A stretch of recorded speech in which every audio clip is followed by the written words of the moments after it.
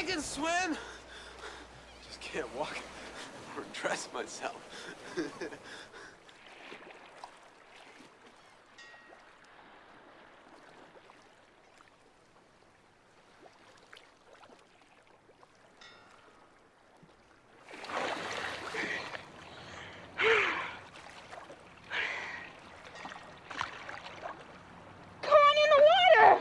Take it easy. Take it easy.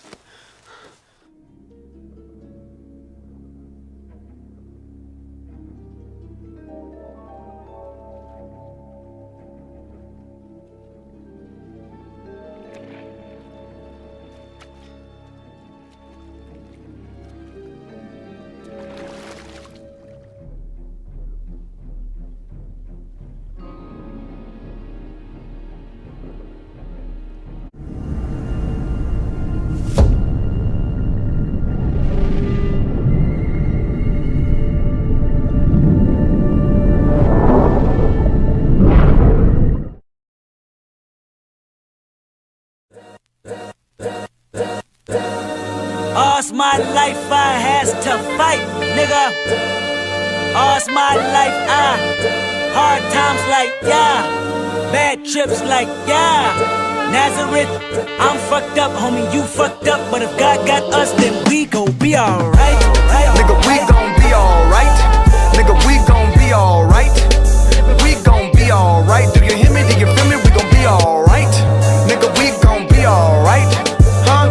We gon' be alright. Nigga, we gon' be alright. Do you hear me? Do you feel me? We gon' be alright. And when I wake up, I recognize you looking at me for the pay cut. Bahamas, I be looking at you from the face down. One Mac 11, even boom with the bass down. Scheming, and let me tell you about my life. Painkillers only put me in the twilight. With pretty pussy and Benjamin is the highlight. I tell my mama I love her, but this what I like, Lord knows. 20 of them in my Chevy, tell them all to come and get me. Reaping everything I sow, so my karma come in heaven. No preliminary hearings on my record. I'm a motherfucking gangster in silence for the record. Tell the world I know it's too late. Boys and girls, I think I've gone great. Trying to side my faces all day. Won't you please believe when I say, when you know we've been hurt, been down before. Nigga, when our pride was low, looking at the world like where do we go? Nigga, and we hate po-po, wanna kill us dead in the street for sure. Nigga, I'm at the preacher's door. My knees getting weak and my gun might blow, but we gon' be alright. Nigga, we gon' be alright. Nigga, we gon' be alright. We gon' be alright. Do you hear me? Do you feel me? We gon' be alright. Nigga, we gon' be alright. Huh? We gon' be alright. Nigga, we gon' be alright. Do you hear me? Do you feel me? We gon' be alright. What you want? You a house, you a car, 40 acres and a mule, a piano, a guitar, anything. See, my name is Lucy, I'm your dog. Motherfucker, you can live at the mall. I can see the evil, I can tell it, I know it's illegal. I don't think about it, I deposit every other zero. Thinking of my partner, put the candy, painting on a Rico. Digging in my pocket, in a profit, big enough to feed you. Every day my logic, get another dollar just to keep you in the presence of your Chico. I don't talk about it, be about it, every day I sequel. If I got it, then you know you got it, heaven I can reach you. Pet dog, my dog, that's all. Big back and chat, I trap the back for y'all. I rap, I black on tracks, so rest assured. My rights, my wrongs, I right till I'm right with God. When you know, we been hurt, been down before. Nigga, when our pride was low, looking at the world like where do we go? Nigga, and we hate po-po, wanna kill us dead in the street for sure. Nigga, I'm at the preacher's door. My knees getting weak and my gun might blow, but we gon' be alright. Nigga, we gon' be alright. Nigga, we gon' be alright. We gon' be alright. Do you hear me? Do you feel me? We gon' be alright. Nigga, we gon' be alright. Huh? We gon' be alright. Nigga, we gon' be alright. Do you hear me? Do you feel me? We gon' be alright. I keep my head up high, I cross my heart and hope to die. Love me is complicated, too afraid of my changes. I'm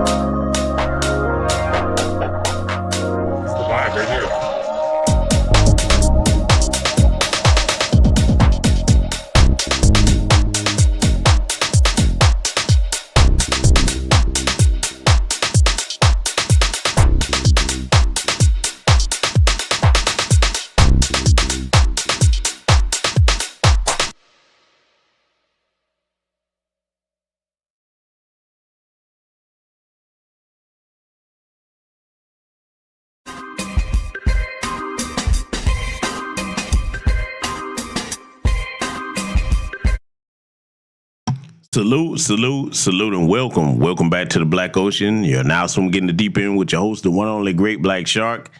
Oh, yeah, I know y'all were probably not expecting a late night broadcast unless you paid attention to the community tab. But oh, yeah, we're going to have to kill two birds with one stone tonight because I had to watch all of the debate in its entirety. Man. Look, let me tell you something. We will get into a brief overview of it, and I will be picking apart more of it in an upcoming broadcast, but we will definitely be discussing the main subject matter of it and, you know, a couple more things here tonight. Yeah, I definitely have some thoughts. I saw what you all saw. Oh, we're going to get into it tonight. So let me go ahead and greet my esteemed guests because we're going to also be cooking gruesome Newsom over there in California. So let me scroll up and greet all of you that I see join us in attendance here tonight. I see the good brother Josh Norris, my brother Diesel Mike in the building. Nightfall Drop, my lieutenant with a gorgeous self, Tim Chan. I see Tanisha Murdoch in here, Project Leroy. Let's see, Bruce is joining us, 225 Girl. The brilliant librarian, Patricia Jenkins is in here. Derek Parker's in here. Let's see, I see a Goddess Navi joining us. What's up, Netterbug? I see you, Netta J in the house. Salute and welcome to all of you. Anyone else that'll be joining us in attendance tonight here. So, yeah, family. Yeah, we're gonna cover this as quick as possible, even though I know this is a later broadcast. Y'all not accustomed to me going live at this hour, but nonetheless, we got to get to it because at first I started to postpone this, but I said, nah. Right after the debate, I need to go ahead and get my initial thoughts out here. So that said, we do have one quick little sponsor, and I'm going to play this just derivative to the Democrats' faces. A lot of you have heard this before, but this is going to give you an idea of the commentary that's going to be coming. So let me go ahead and play one of our, greatest hits here that Democrat shillbillies love to listen to. President Trump, if you see this, please save us. I don't even see our American flag anymore. Biden's talking with some kind of crazy flag. This is America. This is our land. Please, President Trump, please, I hope you have a plan. Love the flow. 69. Now it's time for new, believable people, and we must do it. If we don't control insiders, this will be over and over. To lead by an any big fat love, find common ground to hold the spread of lies, and we must do it big fat love, find common ground to hold the spread of lies, and any America first, non-fatal. We want to build a much better, believable people, and we must do it non-fatal. Communication very much higher. America first. To lead by an any. Insiders fighting for insiders. Time to stop. Insiders fighting for insiders. More of insiders fighting for insiders. Time to stop. Insiders fighting for insiders. America first. Love the flow. 69. Now it's time for new, believable people, and we must do it. If we don't control insiders, this will be over and over. To lead by an any big fat love, find common ground to hold the spread of lies, and we must do it big fat love, find common ground to hold the spread of lies, and any America first, non-fatal. We want to build a much better, believable people, and we must do it non-fatal. Communication very much higher. America first. To lead by an any. Insiders fighting for insiders. Time to stop.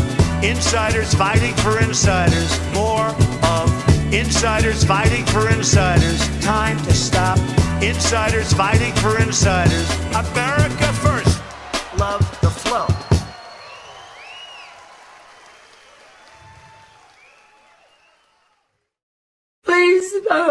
have a plan.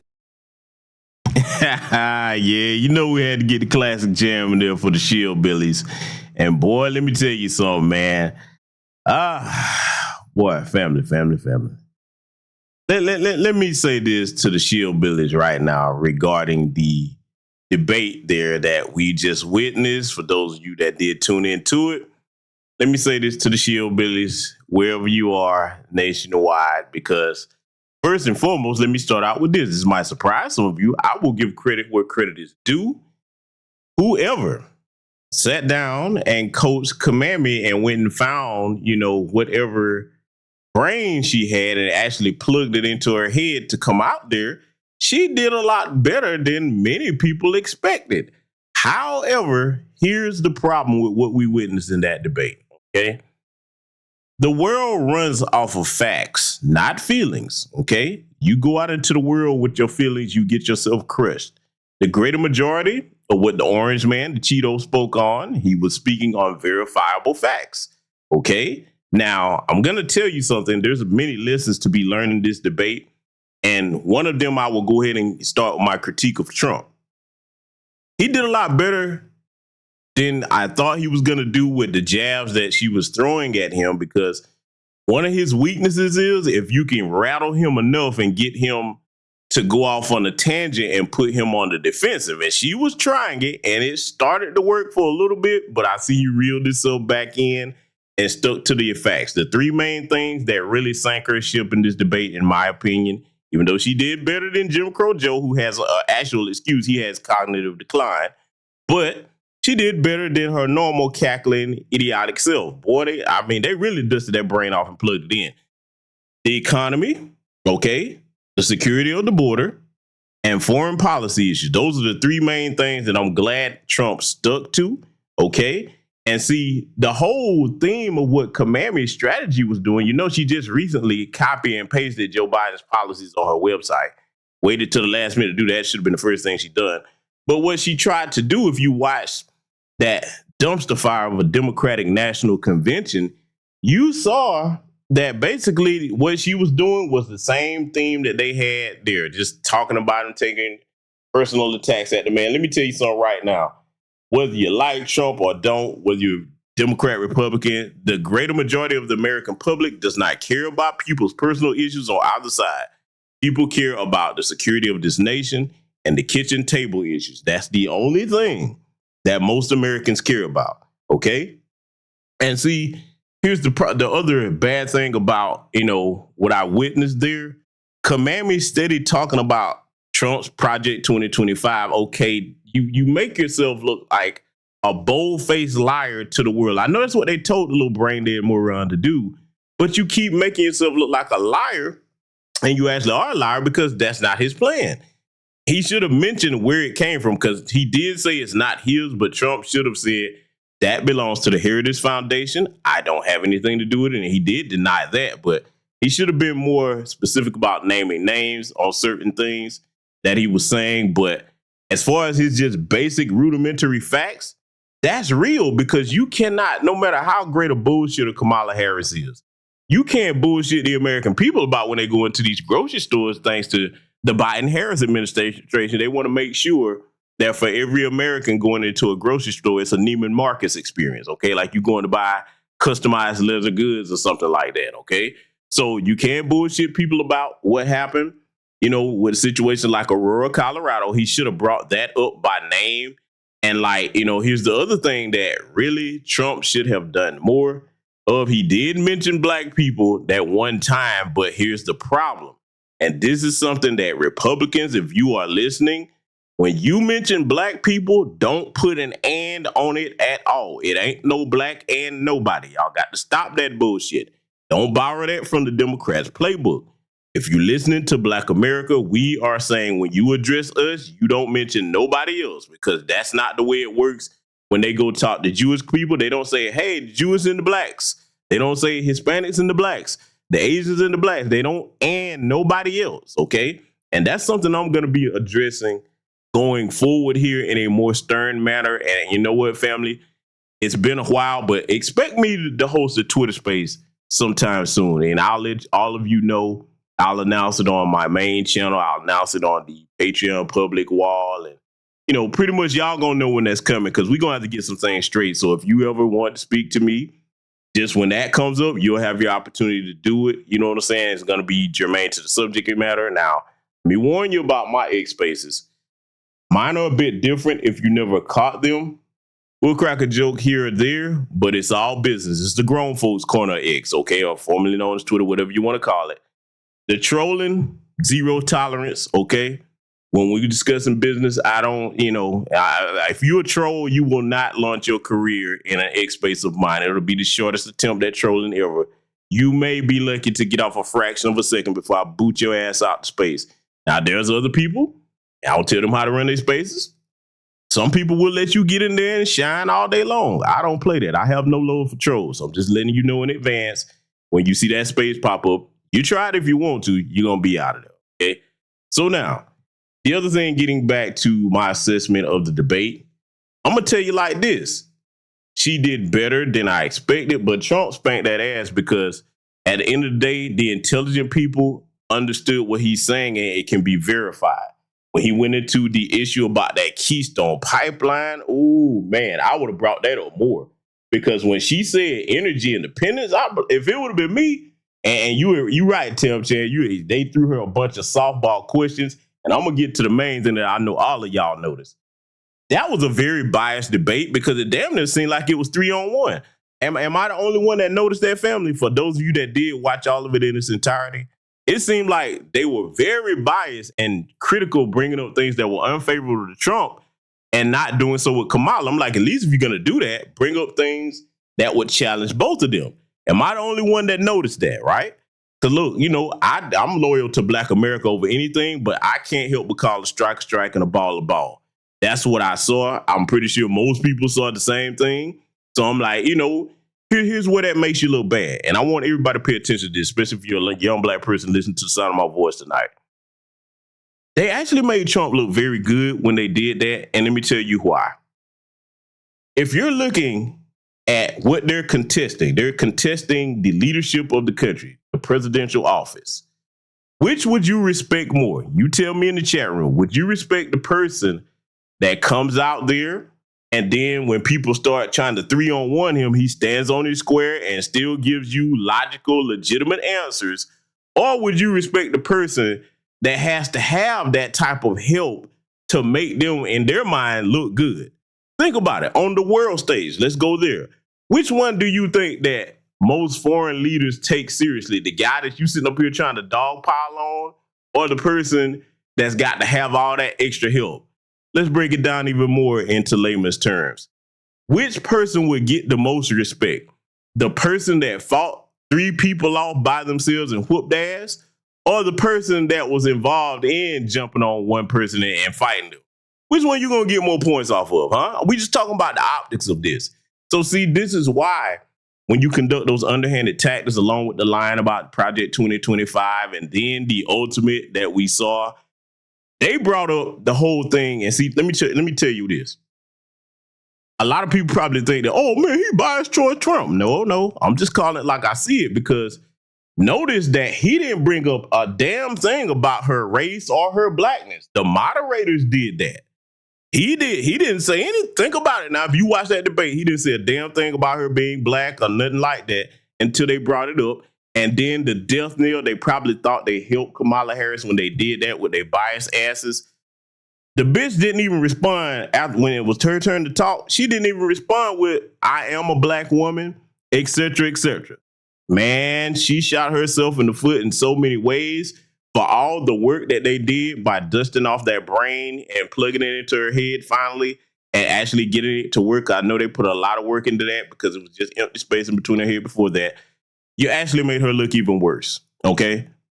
She pulled the Roland Martin. I'm a toaster. I'm a comic book hero. I'm a bootleg buffet master. You know, I'm a bootleg and shield. Everything except for a Black man. You remember when Richard Spencer confronted him? Let me tell you something. If anybody, anytime, any place, anywhere, ask me, what am I? Or ask me, are you a Black man? Not only am I going to say I'm a Black man, I'm a damn proud Black man with a long, extensive lineage that I will never be ashamed of. Okay? I would make that vocal to the point that the ground beneath your feet shake when I speak. You understand? So she, again, for all you ski-wee dum-dums, okay, she's not even claiming to be, never once has, when any has been brought up, has she ever said she's a black woman. You know why? You know why she never said that? Come closer. Come very, very, very, very close. Because she knows she can't be something she isn't. That woman is full-blooded East Indian, and I will not stop saying that. That's what she is. That's why she, think about it. Why else would she not just say, yes, I am a black woman and claim that, huh? She don't even talk about her Jamaican heritage at all because it's something alien to her. That's not who she is. You can fake the funk all you want, but at the end of the day, you know if you're telling a lie or not. You know what I'm saying?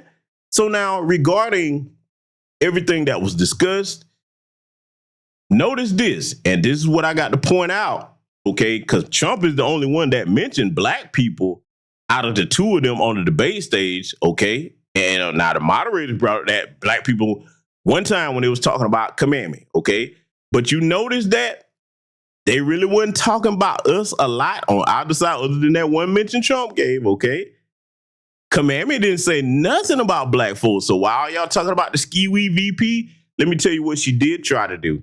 She tried to center the debate, and see, she did this during the Democratic National Convention every time, the few times that she came out and spoke, trying to center things around the abortion issue. That's her main centerpiece. She doesn't have an extensive body of knowledge on anything else, even though she did better on certain things tonight. That's the main thing that she keeps driving home. And right now, let me tell you something. For those that don't know my stance on that, the only way that I'm for it is the three reasonable exceptions that Trump did mention. Okay, and I've been saying this for years because it's the only humane way to look at that. All right, somebody forced themselves on a woman, despicable. You know what I think about rapists. Okay, incest, life-threatening pregnancy. Them the only three times you should be considering the deletion of a child. Other than that, that is a satanic, demonic practice. And I will not stop saying this for the women that are in agreement with that, especially the large number of them that we see. I can't really look at them as human beings. That's something, think about it. Brothers and sisters in here that value actual innocent life. How can you look at someone that thinks that that's something normal as if they're a normal person? That is demonic on a scale beyond all human comprehension. I'm going to tell you, that's something that I like. People that are for that, I really don't want to be nowhere near them. That does something to my spirit. I'm not a perfect man. I'm not a saint. Never have claimed to be. But goddamn it, I have some humanity and compassion in me. Okay, for the least defense, the most defenseless amongst us, before they even get a chance to get into the world, and you know, to think about what we were saying here. The future of any people is its children. That's the future of our people. And then they got, mobile abortion clinics at the Democratic National Convention. So I'm just saying, man, outside the three reasonable choices, trying to use abortion as birth control, that is satanic, man. And anybody that's doing that, you better not claim to be a Christian or Muslim or whatever you claim to be, okay? So I'm just, there's so much more to cover regarding that debate, but those are my initial thoughts, family. I'm looking over here in the chat to see what some of y'all are thinking about this before we get straight into handling Mr. Newsom here tonight. Yeah, hey, look, yep. 225 girl says it's a trigger with her if you mention the word black or associate her with the word black. Absolutely correct. I see Project Leroy saying facts. It was game over for her after dodging that. Exactly. Not to mention all the other lies that she came out the gate swinging and telling. And see, let me speak on that briefly before we go ahead and get into Gavin Newsom here. When you have to rely on lies, that's not a strength. That's not a strength. That is a profound weakness. You know why? Because lies are made off of fabrication. The strength comes from a person dealing with reality and the real world as it is, okay? You think about it right now, any problem that any of you have in the chat room, if you had a problem that needed to be solved, okay? You don't want somebody playing make-believe with you or pretending to solve the problem. You want actual solutions, right? Think about it. When it comes time to pay your bills, and let's just say in whatever situation that you in, the breadwinner come in and they say, hey, we're going to pay this bill with some monopoly money versus the person that's got some real money to get the bills paid. Which one you choosing in this country? Okay, unless they change it and say, hey, we're switching the currency to monopoly money. It now has value. You know what I'm saying? Unless something like that happens, most people in right frame of mind are going to choose the person with real money. My point is this. When it comes to strength, it's the people that actually have real solutions to real problems, okay? And again, look, the thing about Trump, let me get back to critiquing him, because a lot of people probably think I'm not going to critique him. I am. The thing about him, and Republicans, if you're listening, the problem that your party has is you keep trying to pander to your white supremacist base. He shouldn't have mentioned nothing about no Marxism. He should have mentioned Aurora, Colorado much more, because that's a very real situation. The other thing that I felt Trump was a bit weak on was like, okay, when they started mentioning things, he was bringing up things about the people eating dogs and cats and stuff. You should mention specific things, okay? And he should have done better about mentioning specific numbers when it comes to stuff. There's a lot he could have tightened up on, but see, to the Republican Party, when it comes to you actually speaking to the commonplace people, because both Democrats and Republicans are multimillionaires, some beyond that, okay? You hurt yourself when you're so far away from everyday average people. And see, Trump, I'm going to say this to your people. You should talk more with those of us on the black grassroots out here so that you can get an actual understanding of what Black America's interests are, okay? Because as I said, one of the main things that you're going to hear me pushing, if nobody else, that whole, when you mention black people, you talking about brown and anything, I'm going to be one of the main ones like, don't you do that. Don't you do that. That's a red flag from what my people are saying, because it's not just me. I'm speaking for the people, okay? Y'all know me, man. It's not just me I'm speaking for. I'm speaking for those that put their faith and trust in me to get information from this platform. So I'm going to be shutting that down, man, on my part and getting with other brothers and sisters out here that have far larger platforms and voices than mine. But I digress. Just know that I'm going to be doing a future dissection on many more parts of this Trump-Harris debate here. And it'll probably be the only one that they have, because I'm going to tell you right now, it's going to determine the course of the election in conjunction with some things that we're going to be going over here tonight. Oh, yes, because Mr. Gruesome Newsom, we finna get on you, good buddy. Oh, yeah, player. We got to get on you, old Gruesome Newsom. Yeah, I'm going to hit below the belt tonight, family. Let me go ahead and just warn you of that right now. I'm not going to play fair, because life isn't fair, and I don't fight that way. I don't believe. I believe I'm the dirtiest player in the game, and I'm going to play dirty with these facts tonight. Because, see, let me go ahead and get into it. Let's get started with this. Yeah. Now, why am I going here? You probably like, oh, GPS, don't do this. Why are you bringing this up? Well, there was actually some footage I was going to include in here and be extra petty, but I forgot to load that up tonight. So I may spare y'all seeing that, but I'm going to mention it. See, look at this picture. Now, we all know who this is. This is old downtown, lowdown Willie Brown, okay? And a younger Commandment. Now, we already know what the story was, okay? The ski-wee skank flat backing her way to the top. She got started early. Thanks a lot, lowdown Willie Brown, because if your simping ass wouldn't have did this and put her in position, she probably would have never been here in this position today to threaten the national security of this country, okay? So I'm blaming your little peanut head ass, you bald head bastard, you. But see, this is another reason why it's dangerous to have simps around, because they put things and people in places where they don't belong. Now we got a damn skank in the White House. You know, it's a national security threat. Look at the damage the Biden-Harris administration has done to this country. But I'm bringing this picture up because I want to show you something. Oh, Ski-Wee Skank here, she has something in common with, of course, her husband, because, yeah, I got to go here. I'm going here for a reason. I'm going to tie it all together. Her husband, old Doug. I'm not talking about Doug Funny from Nickelodeon. I'm talking about Mr. Doug Emhoff. Admits to cheating on his first wife after bombshell report he impregnated the nanny. Oh, boy, you just knocking up nannies? You know, I guess he went to the Arnold Schwarzenegger school of, you know, knocking the nanny up. You know what I'm saying? So we got to roll right along here. We're not done. Oh, no. We got to get to some more things here regarding that particular issue, because, see, I'm going to reveal something to you that a lot of you may not know about Gruesome Newsom here tonight, okay? We're going to get there. Trust me, we going to get there. And I'm going to show you why a lot of these dirty, demonic Democrats and the Republicans, too, they're not the clean party by no stretch of the imagination.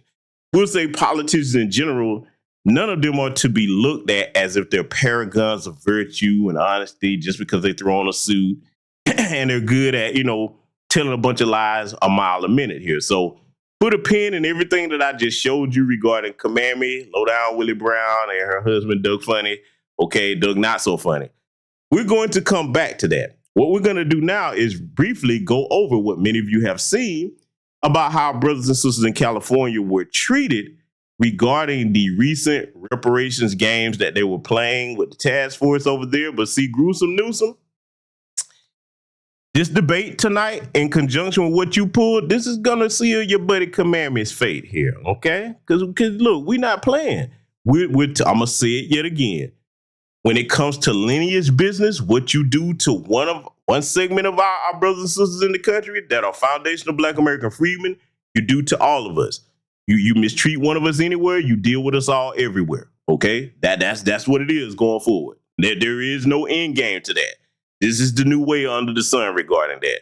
I'm gonna play a couple of clips here for y'all, and then we're gonna get back on Mr. Gavin Newsom here because we're gonna get deep on this. To bring the bills up now. These are their bills. They have their names on the bills. They killing their own bills because they scared of the government. Now, listen, they gonna see this and they gonna get mad at us. They killing their own bills, then they gonna get mad at us. They killing their own bills because they scared of the government. Okay? We don't care. We need to bring the goddamn bills up now. The governor needs to understand that the world is watching California, and this is going to have a direct impact on your friend Kamala Harris, who's running for president. This is going to have a direct impact. So pull up the bills now, vote on them, and sign them. We have We've the votes. been waiting for over 400 years.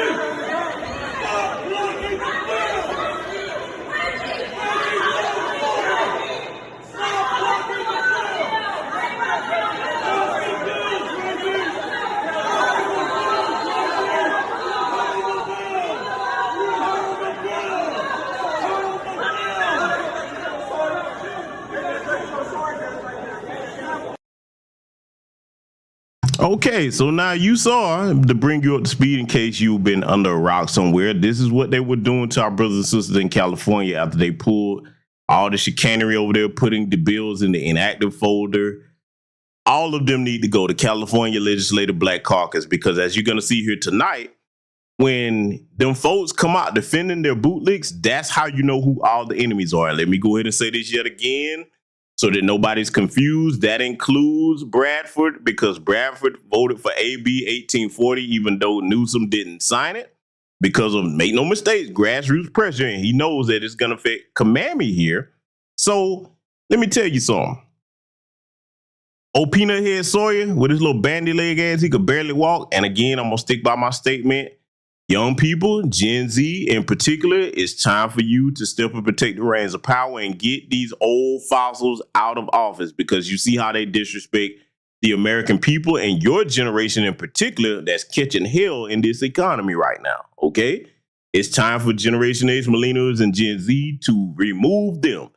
Government is not supposed to be a luxury retirement home for these damn old geriatric tyrants. I don't give a damn who get mad at me saying that. They're too damn old to be in office. The average age of a politician today should be 35.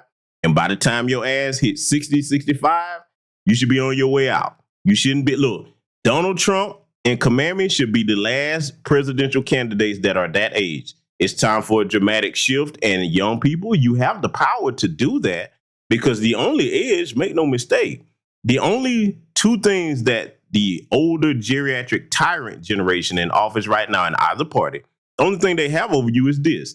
One, they'll show up to vote more than you do as far as local elections and things like that. And number two, they count on you being more enamored. And this is the thing that's not fair to the young people because let me be clear.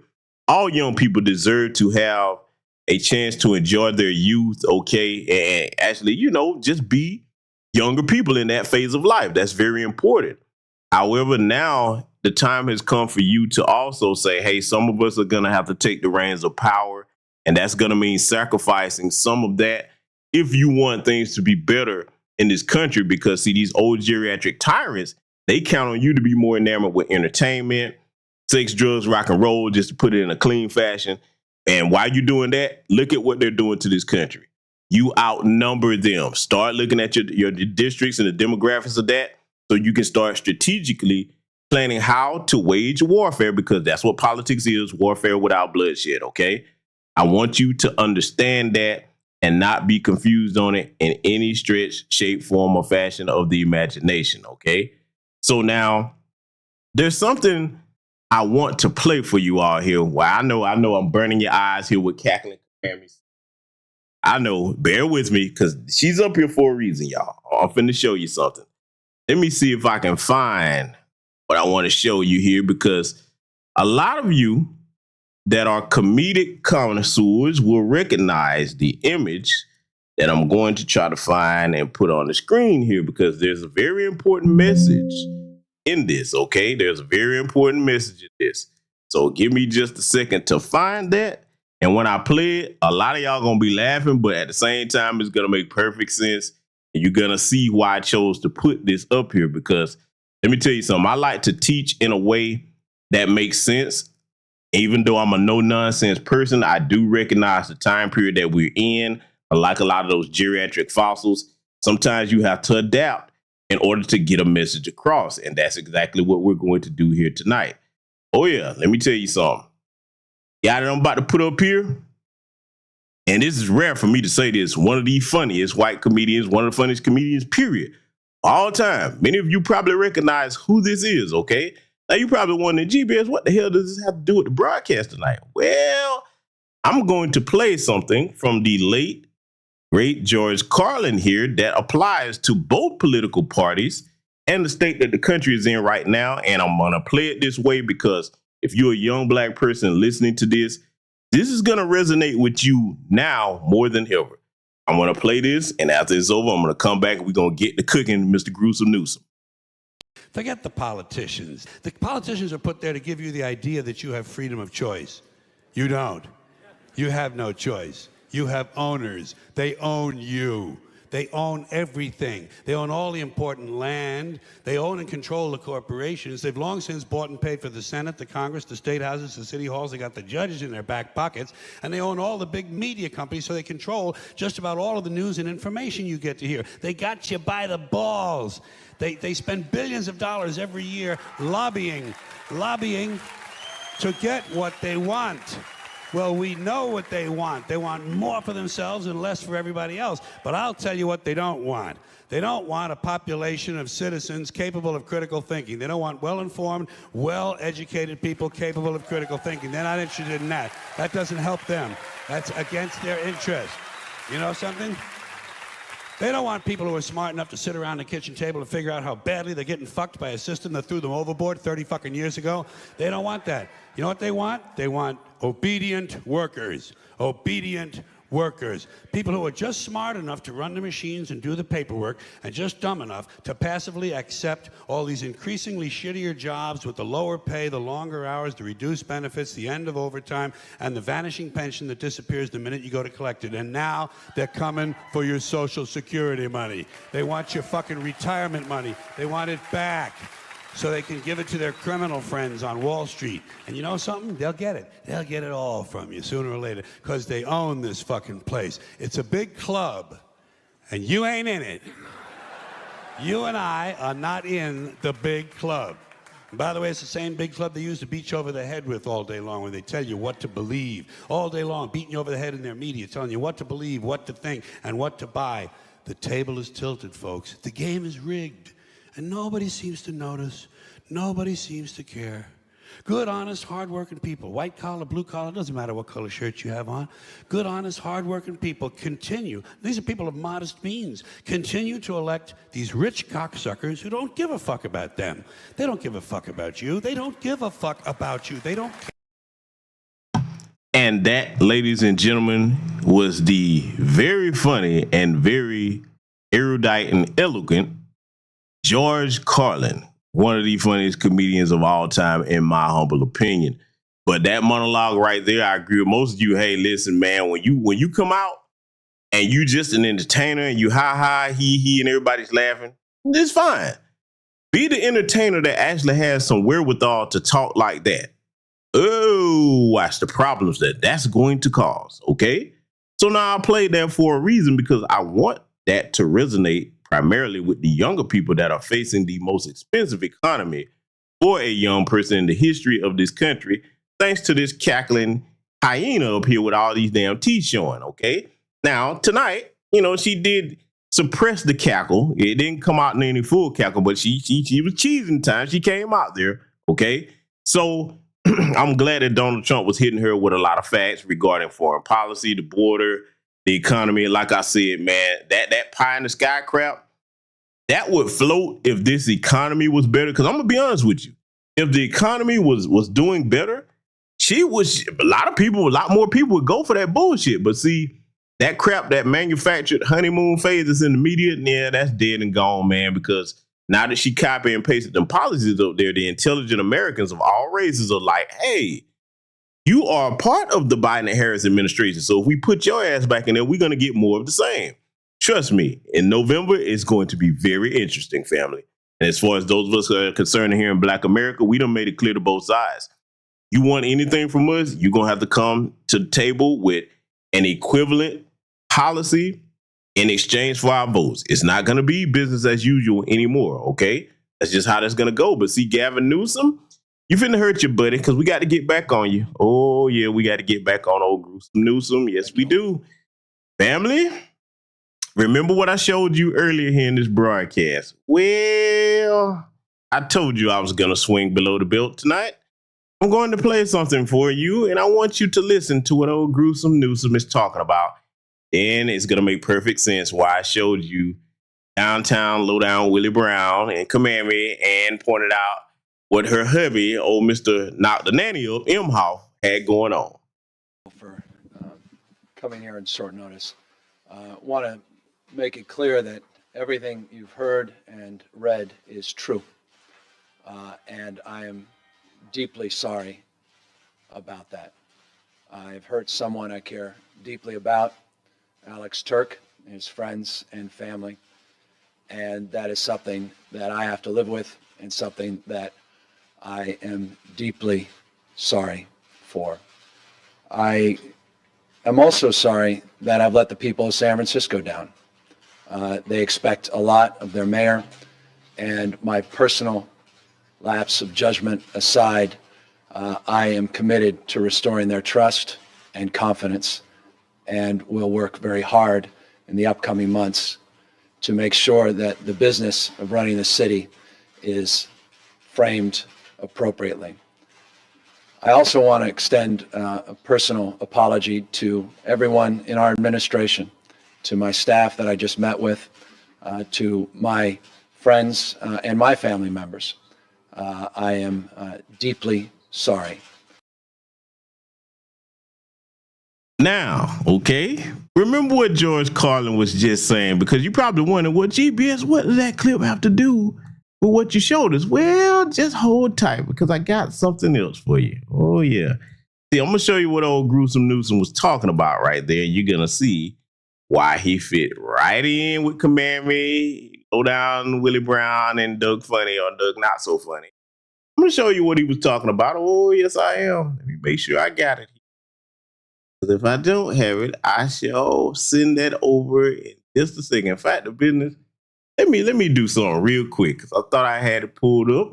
I'll make sure that I get it for y'all. Hold tight. Gonna send this right on over here in just a second. Because see, family, let me show you something, man. If any of you are wondering what type of character old gruesome Newsom has, well, I'm going. Because see, this kind of stuff right here, it does matter, family, when it comes to like all the things that we're dealing with. It absolutely does matter, because it shows the character flaw in these types of people. Now, again, it's their personal business. We shouldn't know anything about who they dating, who they screwing, none of that.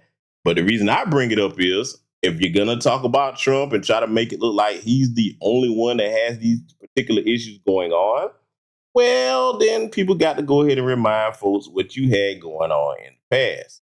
So as soon as I find this, I'm going to send it over so that y'all will know what I'm talking about. Fact of business, let me see if I can get the link to it and put it in the chat. Hold on just a second here. Because see, family, let me tell you something.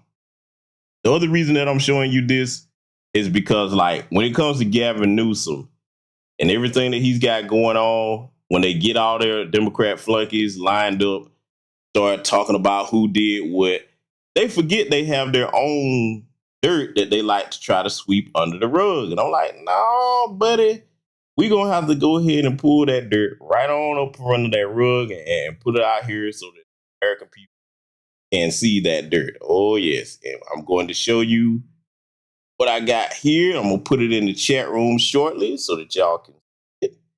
Give me just a second. Here it is. Yes, sir, indeed.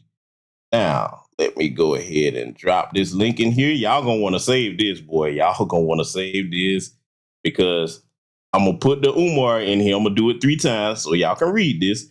This comes from Reuters, okay? Now, it goes right with what I was showing y'all there earlier about old Gruesome Newsom. Yeah. Mr. Gruesome Newsom had an affair with one of his aides. And that, here's the despicable part about it, family. One of the aides that he had the affair with, it was his best friend's wife. You don't get no dirtier than that. It was his best friend's wife. Man, listen, dude. You can read it for yourself. You know me. When I come with the receipts, I don't play any games. Fact of business, I'm going to see if I can put this on the big screen for y'all. Give me just a second. The article is in there. And you can read it and bookmark it for yourself, and you'll see now why I said that he and Commandment and Doug, they have a great deal in common. Okay? Have a great deal in common. You know what I'm saying? So that's what he was apologizing for. You know, he got his Bill Clinton on, and I'm bringing it up to say, hey, look, if you're going to just talk about Trump and what he got going on, don't act like one party or one candidate is better than the other, because it's not. They're all, look, I've said this many times. The biggest hoes, drug dealers, pimps, and thieves are right up there on Capitol Hill. Hey, look, how you gonna prove me wrong with that? I could sit here, man, and do a broadcast pointing out things going well back, decades strong on both sides that prove my statement to be true. Okay, so really, to be honest with you, let me put it another way. If we were to lock up all politicians on both sides for immoral or illegal behavior, it wouldn't be nobody out there. It wouldn't be nobody out there. And that includes a lot of the newcomers, because what they will do is they may come in clean, but then they start saying, okay, well, hey, you know, everybody else is doing it, you know, and in order for me to fit into the club, I got to do what they're doing. So let me join them. If you can't beat them, join them. That's what it is. So as you see on the screen here, this is the article that I put in the chat room from Reuters. We're going to read a small portion of this, not much. We're going to read a small portion of it. I told you, man, one of the things about this channel over here, when I sink the nail into the coffin, man, I drive it on in there because I want it to be nailed shut where you cannot pry the lid off of it. Oh, yes, I know my sister Goddess Navy. I know a lot of people didn't have no idea, because you got to understand something. Briefly, you see this dated 2007, August 9th. Briefly, I'll mention this. When them politicians get in trouble, hey, you notice the media, they sweep their dirt under the rug, and sometimes, depending on how high the level the politician is, it doesn't make it to the media. Or if it does, hey, it's only in there for a short blinky, you'll miss a second. So as you see the headline, San Francisco mayor deeply sorry for affair. And I played the clip for y'all. It was old Gavin Newsom. As you wondering, let's read it. San Francisco, Reuters, right here. San Francisco Mayor Gavin Newsom admitted on Thursday to having an affair with the wife of his former campaign manager, who quit a day earlier after confronting up-and-coming Democrat and gay marriage advocate. Yeah, read them and weep. There it is now. So when they start trying to stand on this, they have the moral high ground. None of them have the moral high ground, just like the late great George Carlin saying, okay? So that's why I put that in there. And see, look, I got something else I need to play for the Democrats. Let me play this. Because see, Command Me tonight with that debate, you know what I'm saying? I mean, I know they plugged your brain in, they found it, you know what I'm saying? They probably had to do some repair work on it to get you to hear somewhat coherent tonight. But I got a message for you and all the shield builders. If you think that even though she's improved in the debate there, that we're going to vote for you, I got a message, family. I'm going to see if y'all agree with this message.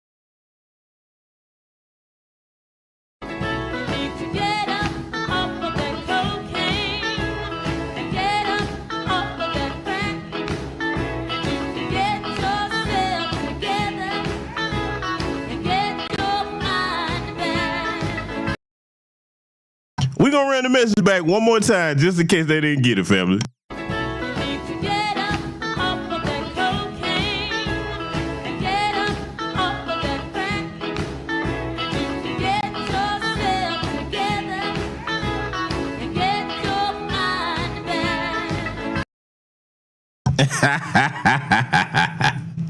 That's my message to you, shield builders. You need to get up off of the drugs, clean yourself out, say no to crack, cocaine, and all the rest of the drugs that you're doing, because you got to be out of your damn mind if you think that you can play the American people with this economy all out of whack.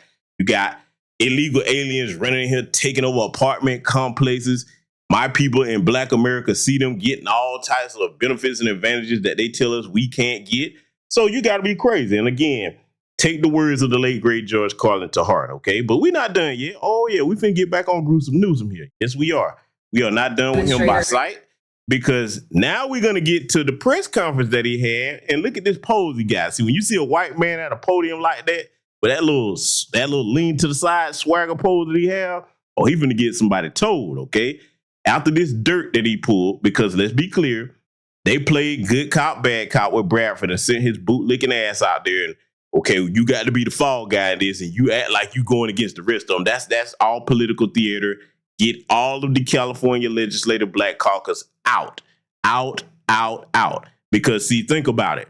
If Bradford was such a good guy, because I know a lot of people like, well, he did call him out about putting, the bill in the active file. No. Bradford, regardless of you being on that task force, you showed your true colors when you voted yes on what would have been AB 1840 if Newsom would have signed it. You're a traitor. That works against Black America in California. Get all of the California Legislative Black Caucus out. But see, not just because I say so. We're going to play something here that old gruesome Newsom had to say, and then we're going to get into some commentary about that. Let's get started. Hold on. While we're on this subject of bills, I just want to know, what did you know about bills not being brought to the floor? The two critical reparation bills, Senate Bill 1403 and Senate Bill 1331. Forgive me, because there's over 1,000. I'm not very good at the numeric, but okay, we'll talk about the agency. Yeah, I know a little bit about that. Now you see how he tried to play stupid here, because see, family, every time them folks, okay, the little pink earth one lip ones, we'll call them that, the alabaster people, every time they come before Black folks or any of us, oh, they the smartest thing in the room. They got all the answers. But as soon as you start asking them about something that they know they've got dirt on their hands about, oh, they don't know nothing. They trying to figure out things. Oh, he can't remember this, can't remember that. Well, you remember, when you gave those illegal aliens over there access to free health care, you remember that. I bet his memory remembers that. I bet you remember how you played kick the can down the road with this reparations study. Then you went back in the back room with your little bootlicks and told them, hey, we got to stall and let's try to do another study. I'm like, nah, you didn't give the illegal aliens a study. You didn't do no study when you shelled out all our tax dollars over to Ukraine and everywhere else, okay? So we're not having no study either. I want you to listen to what this low-life bastard has to say here, though. What I do know is... You had added some amendments to that Bradford's desk on August 26th. As it relates... Well, hold on. We work with the legislature throughout the legislative process on amendments. Sometimes they advance those amendments. Sometimes they don't take our amendments, and those bills are sent to my desk. I think you're referencing bills that were not sent to my desk that did not pass through the legislature. As it relates to the broader issue of reparations, which I appreciate both of you referencing, we work very closely with the Black Caucus on a package of reparations reforms. We met before the legislative session. We met during the legislative session. We worked. Translation, you met with them to instruct them on how to sabotage it, because we clearly see that's what you did by the outcome of what happened. And see, I'm going to point out something else a little bit later here as he gets further into his bullshit that he's mentioning. I'm going to point out something else that a lot of people hadn't mentioned yet. Let him get back to it. Very collaboratively on amendments. We also worked on bills without amendments. And I think the vast majority of those that we agreed to and worked collaboratively together with the Black Caucus have ended up on my desk. I'll be reviewing them all on the merits. And I want to applaud the head of the Black Caucus, Lori Wilson, who's been spectacular in advancing those bills, their principles, and advancing them in a collaborative spirit. Now, you see that bunch of word salad that just came out of his mouth. Now, I'm going to hone in on one particular phrase that keeps being brought up when it comes to this. Get them on my desk. Get them on my desk. Get them on my desk. Family, I'm going to show you how easy it is to condition people. And I'm not picking on anybody that didn't catch this, but I'm going to throw this into the ether because a lot of people probably have not. When people keep saying certain things and you don't really stop to think about, okay, does this make sense? If he really cared about getting the bill signed and getting them on his desk, why don't you send one of your personal aides to go get the goddamn bill and bring it to your desk? Why don't you go get it? Huh? Come on now. If they've got it all drafted up, everybody's got everything ready to go, and all it needs is your signature, so there's nobody that can go and retrieve that and bring this to your desk? You see what I'm saying? I know that sounds simple, but you think about that for a second, huh? But see, I'm pointing this out because so many people will sit there and just overlook something like that. Does that make sense, family? Do you understand where I'm coming from? Huh? Do you understand where I'm coming from?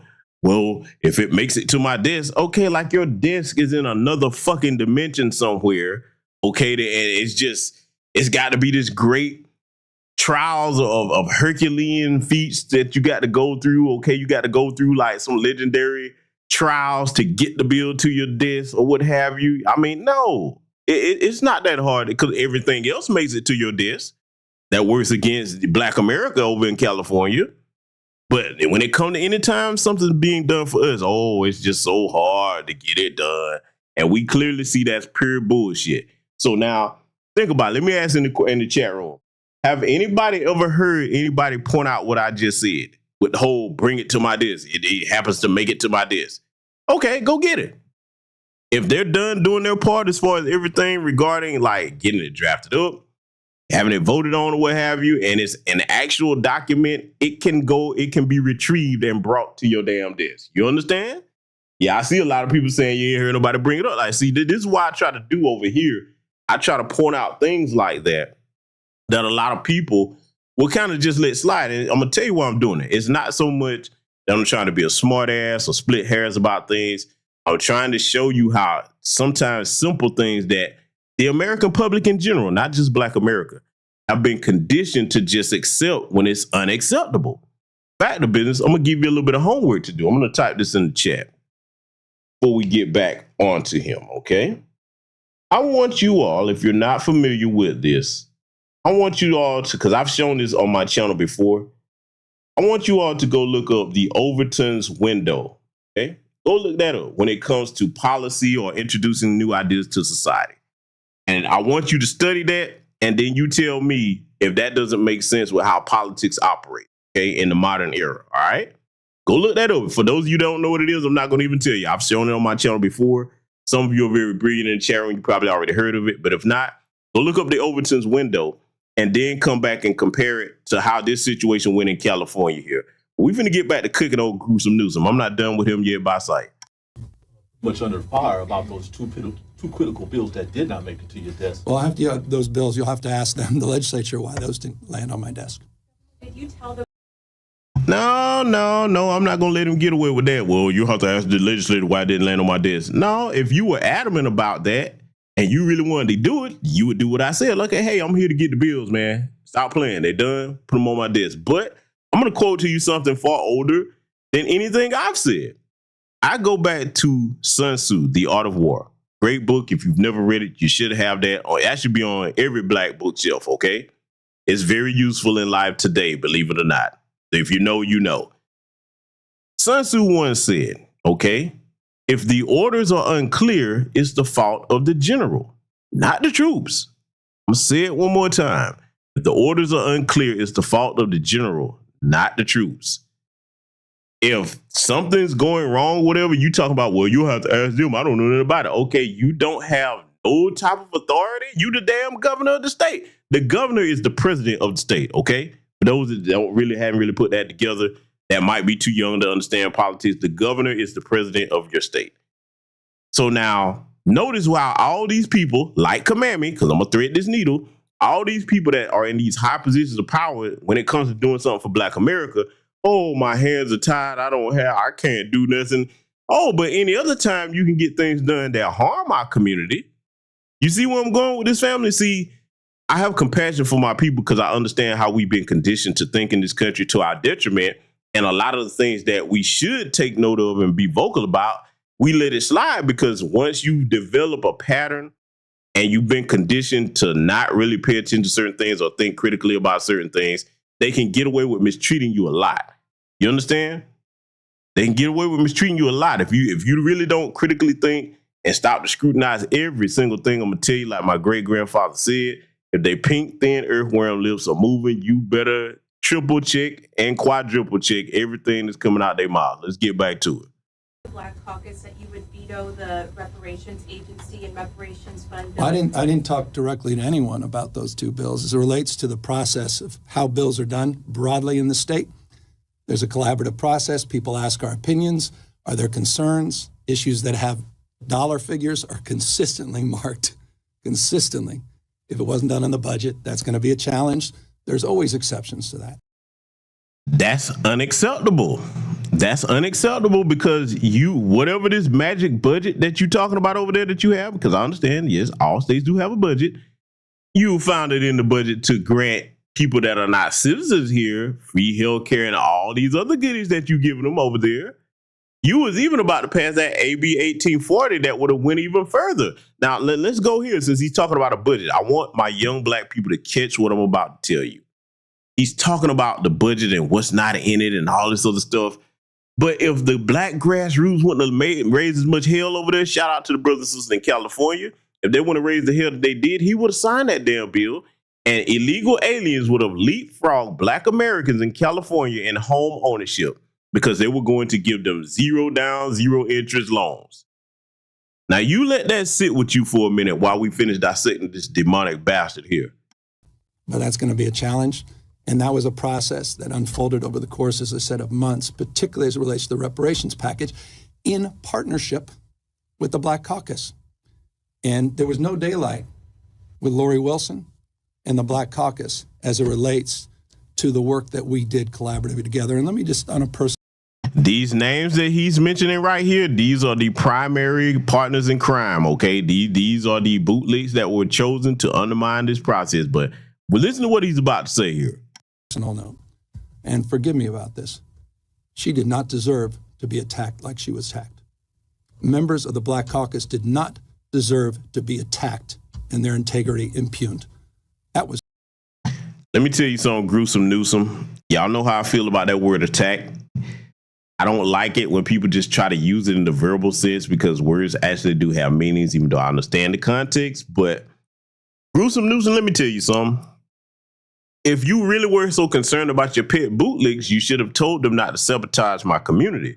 Because gone are the days. See, he's used to dealing with that civil rights generation that just take the abuse for those of them that did, and then just, hey, as long as you acknowledge them, I see you, I hear you, that would have worked great for a lot of them.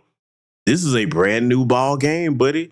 And see, the Democrats are not accustomed to this, because notice what's going around the news cycle. A lot of them are like, well, why is the whole country talking about what happened in California as far as Black America? Because that's our lineage. That is our family over there, and it is a family affair, and we're going to back them 100% because we know what affects them affects all of us when it comes to the issue of reparations or an anti-Black hate crime bill in this country. So, Gruesome Newsom, you do not have the authority to tell my people what our business is and who we shouldn't chastise, because let me go ahead and lay it on you straight. You haven't seen anything yet. This is just the beginning.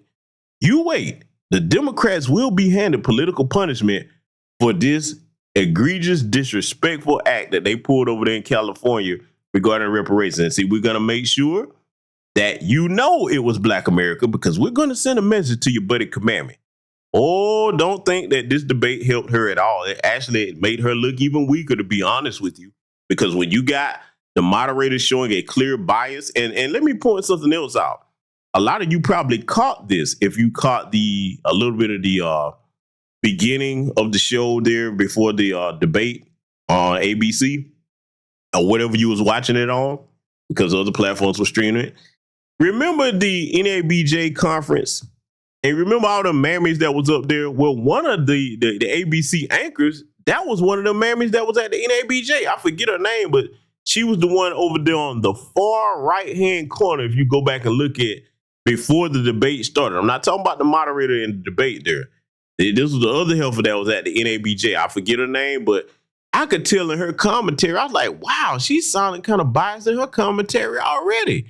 You'll catch it. If you miss it, just go back. You'll see what I'm talking about. But just trust me, I'm going to be giving a lot more in-depth critique regarding that. But see, back to gruesome Newsom, buddy, you better understand that every action that you and the Democrats take that malign and mistreat my people, you're going to receive political punishment for that.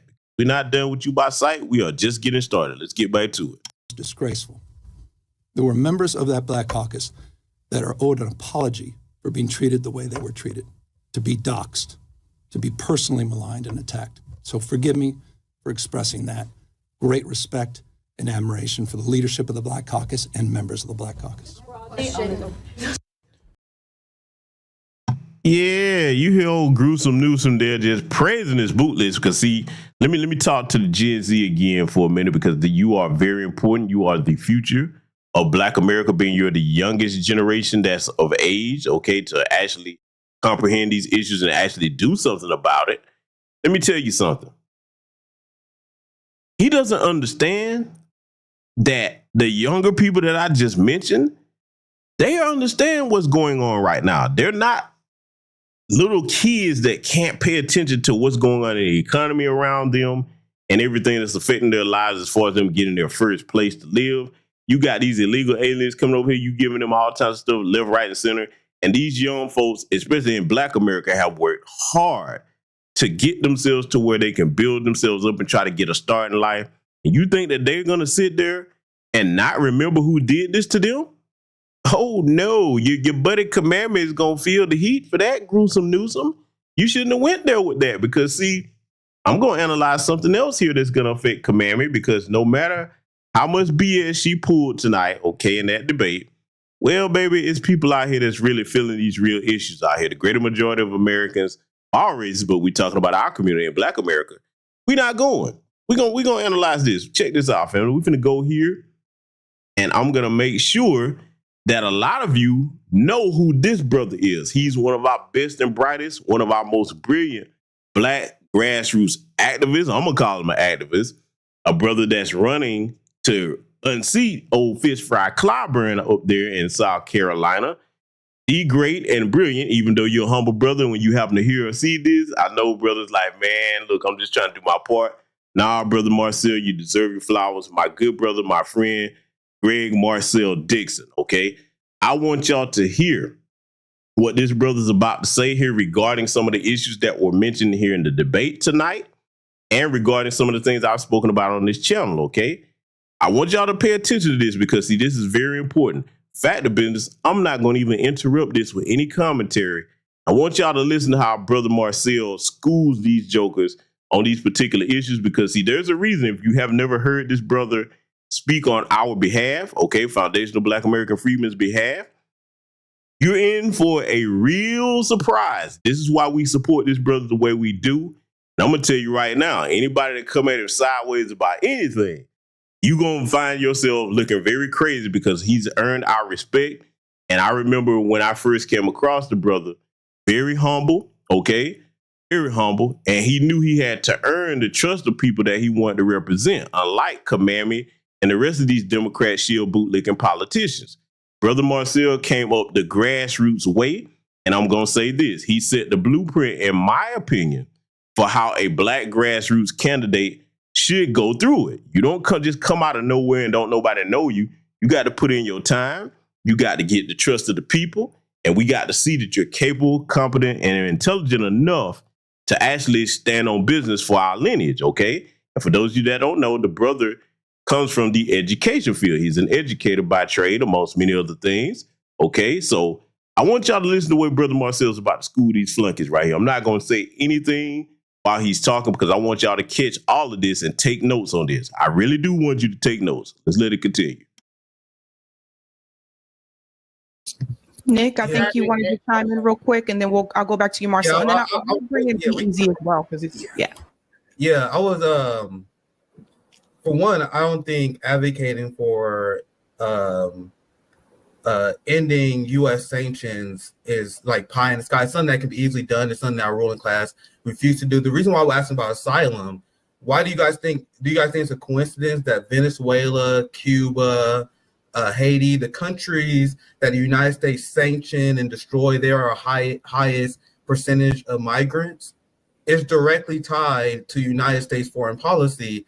And if you're not talking about ending sanctions and U.S. imperialism, you're not serious about the issue. The only thing you're advocating for is to spend billions and billions and billions on immigration enforcement.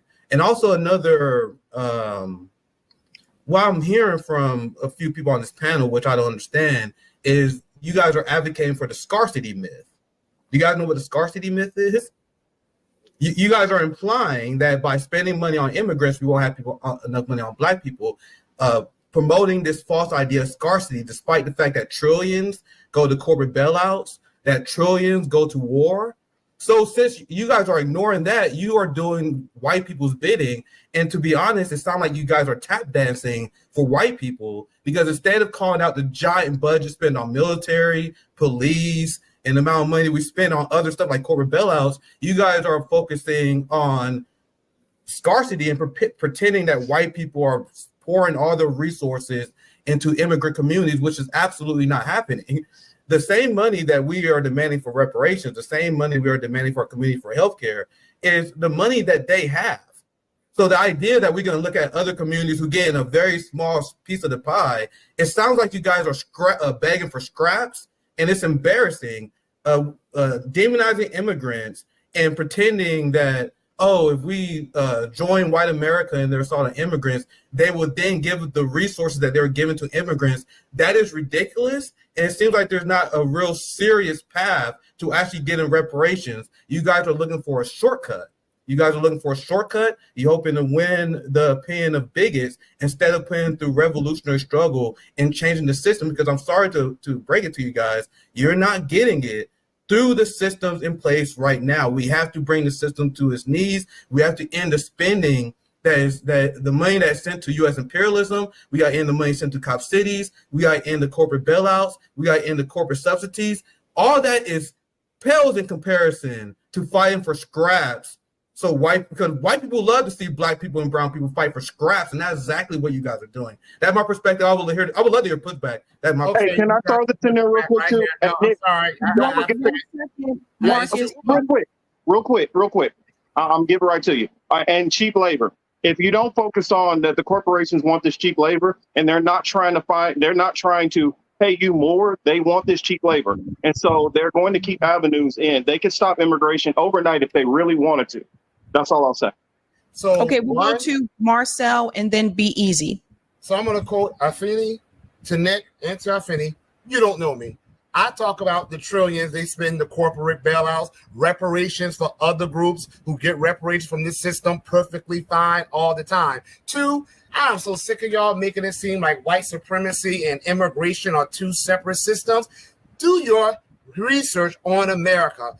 White supremacy, as y'all keep saying, has been supported via immigration. Do you know the history of mass immigration? It was always to squelch or to oppress the Black American population. A lot of these immigrants you're caping for, they come over here and become the biggest white supremacists. You want to see proof? Let me give you some. In California. Bigger than the Klan? Okay, well, I mean, I live in Missouri. That's ridiculous. I didn't interrupt anyone, but okay. I'm sorry. California, The largest lawsuit, civil lawsuit in California history, just happened a couple years ago, were Black American employees suing these white Hispanics on their job. You want to talk about white supremacy? We can look throughout America in areas where the Black population has declined because they're moving back south. You have these Hispanic Latino gangs who are targeting the Black residents there. You want to talk about white supremacy?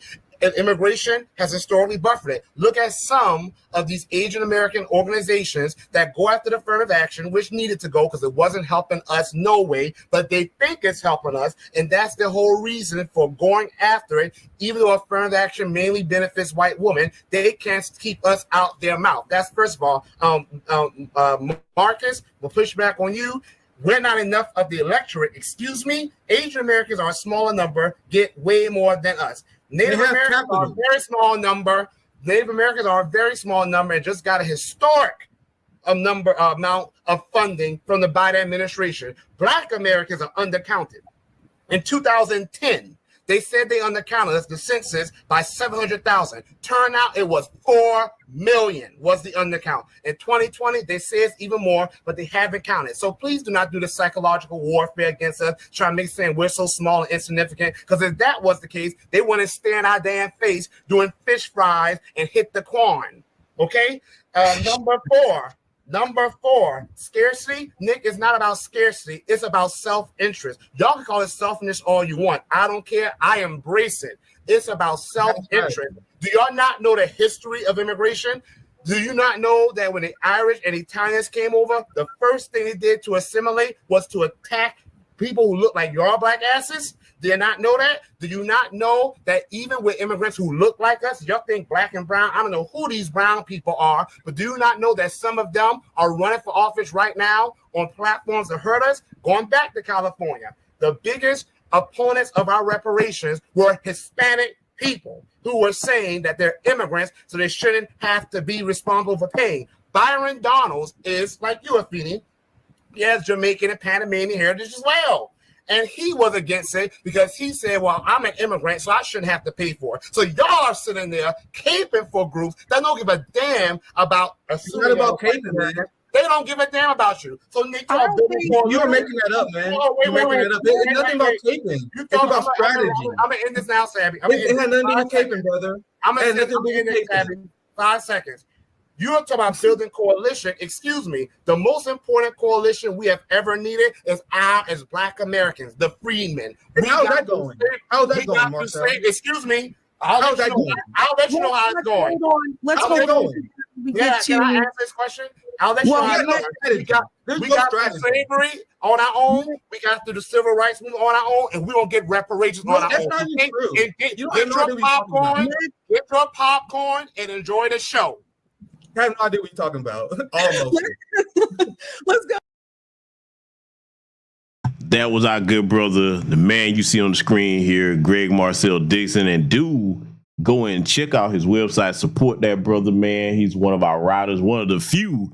And I'm going to say it, Brother Marcel, I don't care if he's very humble, but look, he's the standard and the blueprint of how you should go about representing our people in anything that you do, because as you see, he's well informed. Okay, the brother is not afraid to speak his mind. And if you challenge him on your issues, you better know your facts, because again, the brother is an educator and he knows his history. Listen, y'all think I'm cold with his history? Let me tell you something. Yes, y'all know me. I can go in my bag with it, chapter and verse. Brother Marcel far exceeds me on many things, okay? I don't have any shame in saying that. He does, okay? And see, that's another thing too. Over here doing this black grassroots work, we all learn from each other, all right? Instead of people trying to compete with each other or go at this one, go at that one, everybody learns from each other. We're respectful of each other over here, okay? People can take constructive criticism. We all bounce things off of one another from time to time and work together in various ways, okay? So that's how it's supposed to be done. And that's an example here. And as you saw, Brother Marcel come loaded for bear. And let me tell you this, in case anybody views this particular clip and think that, okay, he's some type of pushover, let me tell you something. He can go toe-to-toe with you on the intellectual level, or if you want to get dirty and mudslinging, he can roast your ass into oblivion too. So either one, he can do either, okay? You take your pick. It's up to you how you choose to engage the brother if you want to come debate some issues with him. But that's why I support that brother right there, a small example of that. But see, we got to get into some more things we're going to examine here tonight, family, because Old Commandment, if she has her way, you already heard Nancy Pelosi, who actually is the puppet master behind Jim Crow Joe Biden and Commandment. They're talking about they want to give amnesty to all these illegal aliens that broke the law to come here. You think about this. There's no other country in the world where you can break their laws and come and just flood their borders illegally, and then they turn around and start giving you their citizens' tax dollars. You think about that. That's unique to this country. There's no other country in the world that does that. Huh? And I'm going to say something else that might offend some people. Look, I'm speaking for myself, but you all tell me if you agree with this. Listen live and record it. Let me know in the comments. Whatever you say is what you say. I'm one that's of the mindset of where we are now in this country, looking at greater majority of these immigrants that come over here, whether they're legal or illegal. The greater majority of them are anti-black, like Brother Marcel said. Okay? I'm not for any immigration. I don't give a damn if it is legal. Let me explain to you why. I know a lot of people are clutching their pearls. Oh my God, did he just say that? You damn right I did. I'm going to make it make sense, okay? Right now, all of you listening to this broadcast, tell me which one of you, and this is going to resonate with the men more so, because a lot of you men have probably had to do this more than the women. I'm not saying no women have had to do it, but this is something that mostly men have skill sets and have familiarity with. How many men in this chat room listening to me would try to fix a leaky sink by leaving the water on and then taking the pipes off? Is there anybody in here that would try to do that way?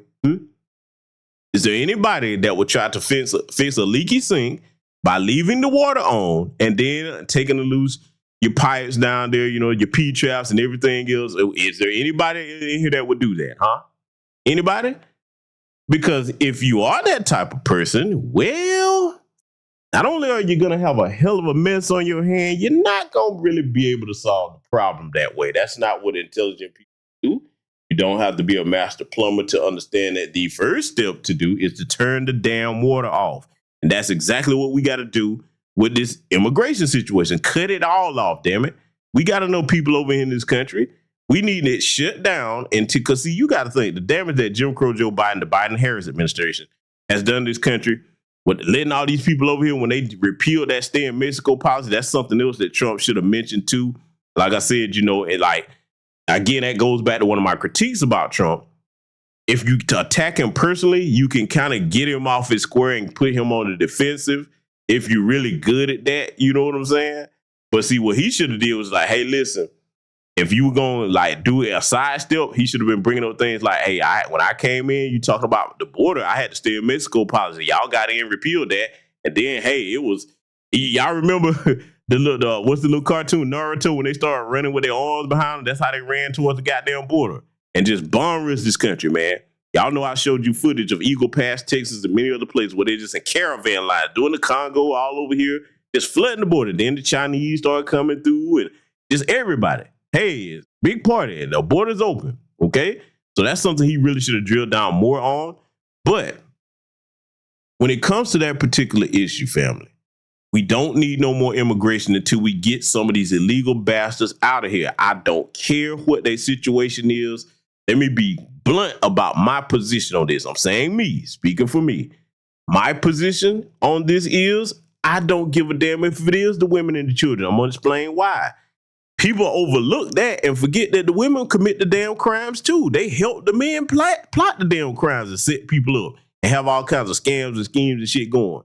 And then as far as their kids, I don't care how cruel this sounds, I'm all for repealing that bullshit about you just come over here and neither one of your parents is an American citizen. You pop out a baby and now that baby has citizenship. That needs to go. One of your parents needs to be a born American citizen before you get citizenship that way. I want that gone. I'm all for that. Before we open up any immigration, if I had my way, we got to get millions of them up out of here, okay? They got to go because for all of them that's coming over here, you better understand something. The more of them that's over here that's willing to work for dirt cheap, and being that corporations always think about their bottom line, and any business owner knows that your most expense is going to be the highest expenditure is going to be your payroll. Okay. For those of us that are in business. Now you think about a corporation that has no morality whatsoever. Because I showed y'all during the last broadcast how corporate America has dominated politics. Hey, if it comes to them paying you a legal living wage versus paying them immigrants under the table, it's going to be layoff time.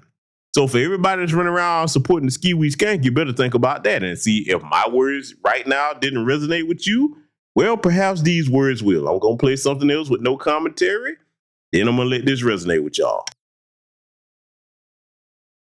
Today, the Gomez family officially welcomed friends to their new home in North Austin.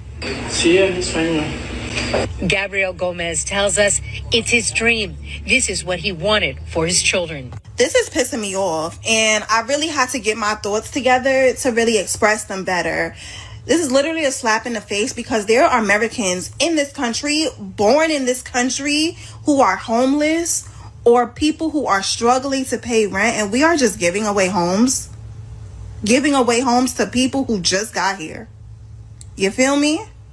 And then there are immigrants in this country committing crimes, terrorizing streets, New York, Colorado, Chicago, all over, and we're just rewarding this behavior. And then food stamps. Don't get me started. I keep getting denied. Food is expensive.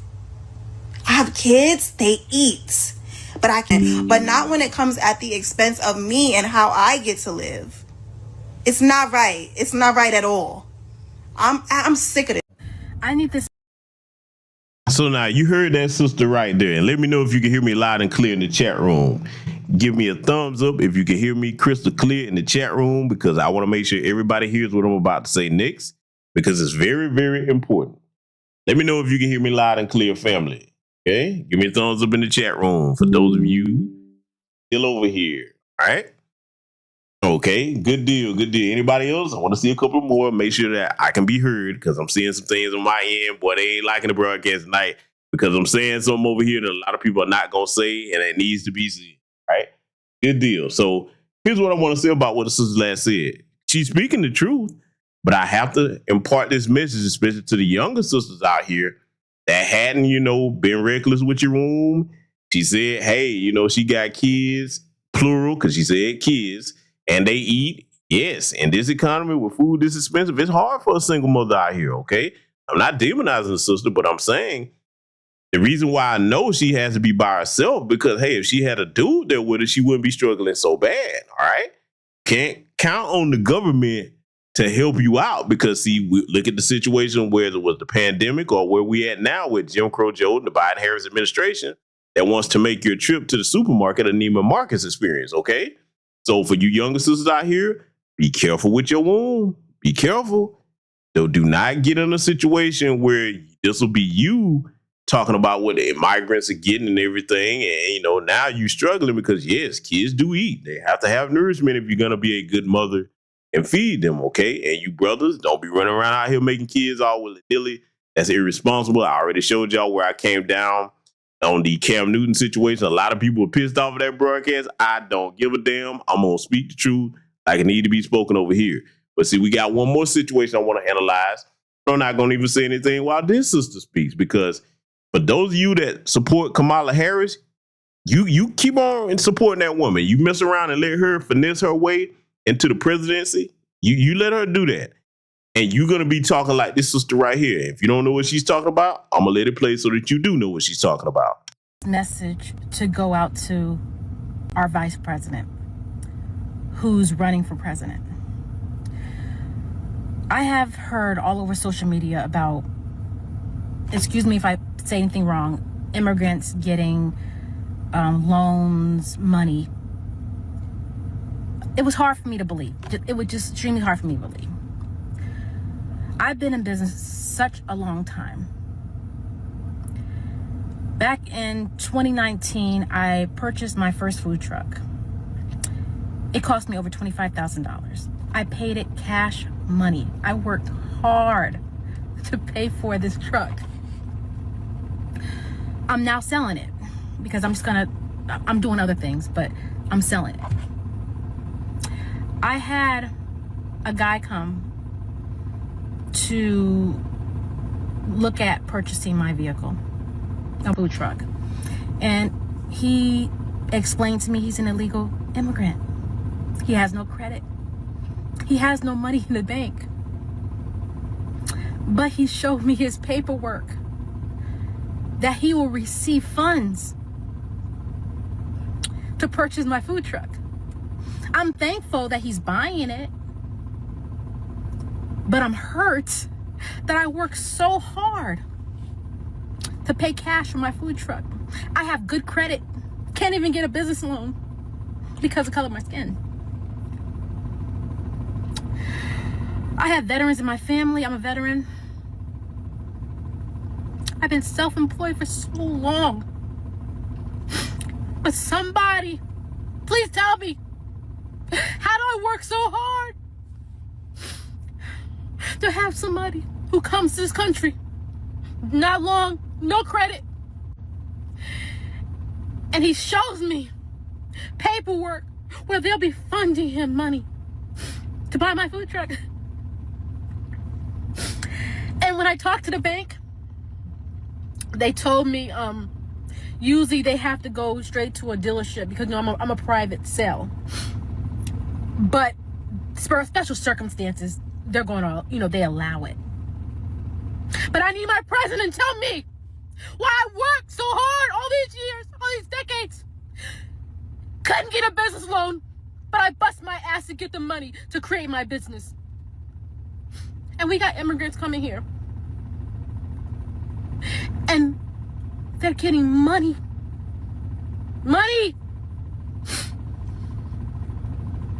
We're doing nothing but just being here.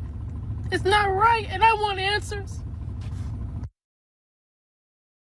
Yeah, and that's very unfortunate, very sad to hear that sister speaking that way, because hey, listen, you can tell that that's exactly what she was going through. But see, I have some words because I'm a man that believes in talking solutions, okay? So, Goddess Navy, you beat me to it in the chat. Let me expound upon what my good sister just said there in the chat. She's over there in California. All you got to do is read what she said so eloquently in the chat there, because I 100% agree, 1,000% agree, but I'm going to add something to it.